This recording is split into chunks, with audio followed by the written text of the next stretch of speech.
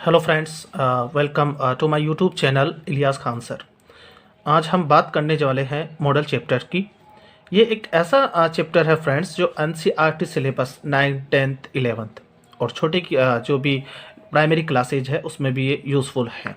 लेकिन मैं आपके स्टैंडर्ड को लेकर चलूँगा जो आपके 9th 10th और 11th में आने वाले किसी भी तरह का क्वेश्चन हो उसको आप मॉडल से रिलेटेड क्वेश्चन को सोल्व कर सके फ्रेंड।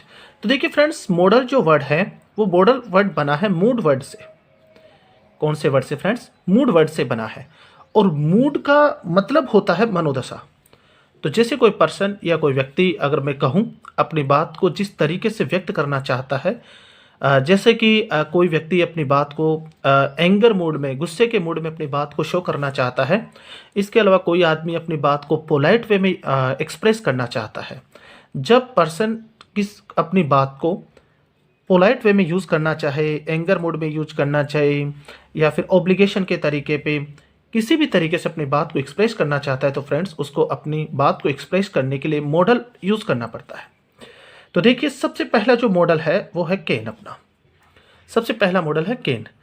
केन का जो सबसे ज़्यादा क्वेश्चन पूछे जाते हैं केन से रिलेटेड वो है प्रेजेंट टाइम की कोई भी एबिलिटी, कैपेसिटी, पावर और स्ट्रेंथ। प्रेजेंट टाइम की फ्रेंड्स, प्रेजेंट टाइम की अगर कोई भी एबिलिटी होगी, कैपेसिटी होगी, पावर होगी या स्ट्रेंथ की बात होगी तो हम वहां पर मॉडल यूज करेंगे कैन।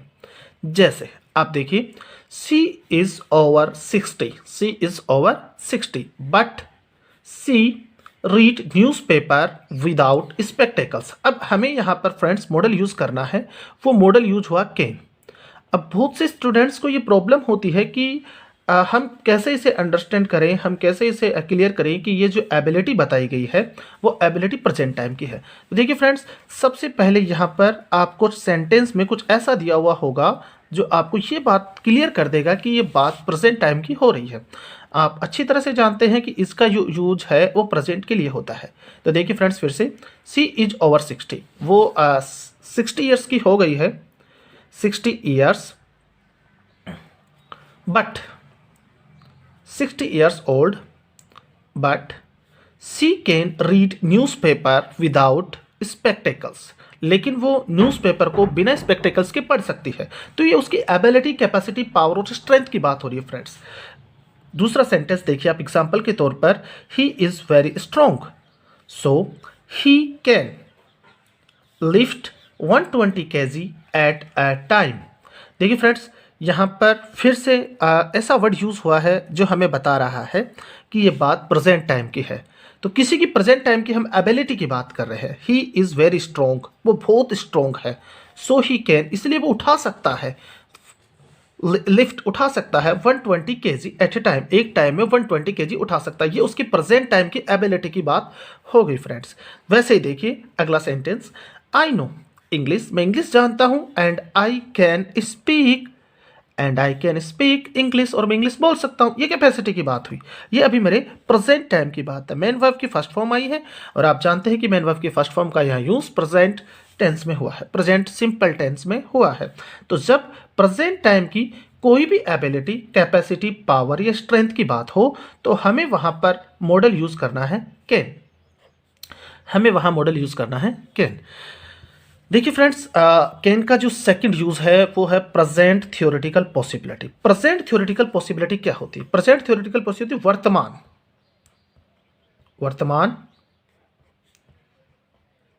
वर्तमान, हम लिखेंगे इसे सैद्धांतिक, वर्तमान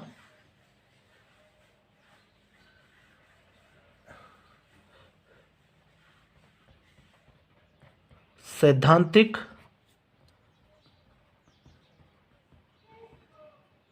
संभावना। तो देखिए फ्रेंड्स, वर्तमान सैद्धांतिक जो संभावना है उसकी हम बात करते हैं कि क्या कौन सी जो पॉसिबिलिटी होती है वो सैद्धांतिक संभावना होती है। तो सैद्धांतिक संभावना को हम कह सकते हैं व्यवहारिक संभावना भी हम कह सकते हैं। कोई भी हमारी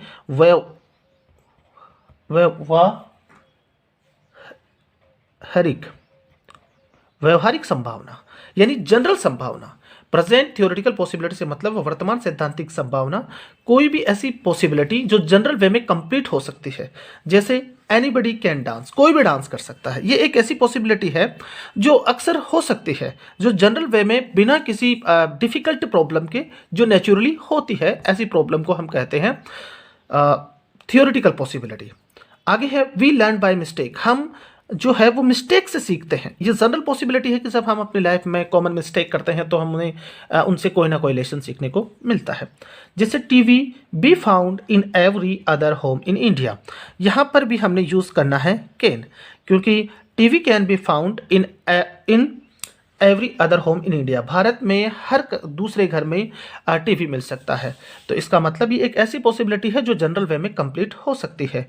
anybody can make a mistake, यहाँ पर भी देखिए कोई भी मिस्टेक कर सकता है। ये जनरल पॉसिबिलिटी, ये थ्योरेटिकल पॉसिबिलिटी है। ऐसी पॉसिबिलिटी नहीं है कि जो कंप्लीट नहीं हो सकती, उसके लिए हमें कैन मॉडल यूज़ किया है। तो जैसे जनरल कोई भी पॉसिबिलिटी होगी फ्रेंड्स, तो उसके लिए हमें कैन मॉडल यूज़ करना है। अगला जो यूज है, इसका जो मेन इंपॉर्टेंट यूज़ हम कह सकते हैं इनफॉर्मल परमिशन। इसका जो थर्ड यूज़ है most informal permission. Most informal permission से मतलब है एक ऐसी परमिशन जो हमारी फॉर्मल ना हो। अब इनफॉर्मल में बहुत सारे स्टूडेंट्स को प्रॉब्लम हो जाती है कि इनफॉर्मल परमिशन क्या होती है। देखिए फ्रेंड्स, परमिशन होती है दो आपकी, एक तो होती है फॉर्मल और दूसरी होती है इनफॉर्मल। फॉर्मल परमिशन आपकी होती है ऑफिशियल परमिशन। जब भी आप किसी ऑफिशियल आदमी से कोई परमिशन लेंगे या ऑफिशियल आदमी को कोई परमिशन देंगे, तो वहाँ पर आपको जो परमिशन हुई वो फॉर्मल परमिशन हुई। लेकिन जब आप अपने रिलेटिव्स को दें, आप अपने फ्रेंड्स को कोई परमिशन दें, आप अपने फैमिली मेम्बर को कोई परमिशन दें, तो ऐसी परमिशन को हम कहते हैं इनफॉर्मल परमिशन। उसे देने या लेने के लिए हमें यूज़ करना होगा मॉडल कैन। तो देखिए friends, I have your pen Mohan dear friend, Mohan dear friend. अब यहाँ पर देखिए परमिशन का हमें इनफॉर्मल परमिशन कैसे हुई, हमें इस बात को समझना है। किसी ने परमिशन मांगी है, पहले मैं यहाँ पर मॉडल यूज़ कर लेता हूँ can I have your pen Mohan dear friend. किसी ने अपने फ्रेंड से कहा है कि मोहन डियर फ्रेंड, मुझे can I have your pen, क्या मैं तुम्हारा पेन ले सकता हूँ।